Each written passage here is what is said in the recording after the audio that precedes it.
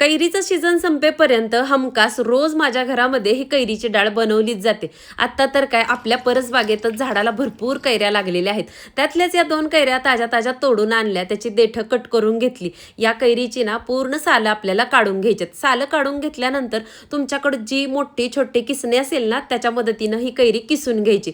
2 तास ना मी हरभऱ्याची डाळ पाण्यात भिजत घातली होती. त्यानंतर यातलं पाणी पूर्ण निथळून घेतलेलं आहे. कैरी तर किसून झाली होती. आता ही डाळ मिक्सर जारमध्ये टाकून जाडसर अशी वाटून घेतली. वाटून घेतल्यानंतर किसलेली कैरी त्याच्यामध्ये टाकून घेतली आणि परत एकदा 1 मिनिटासाठी फिरवून घेतली.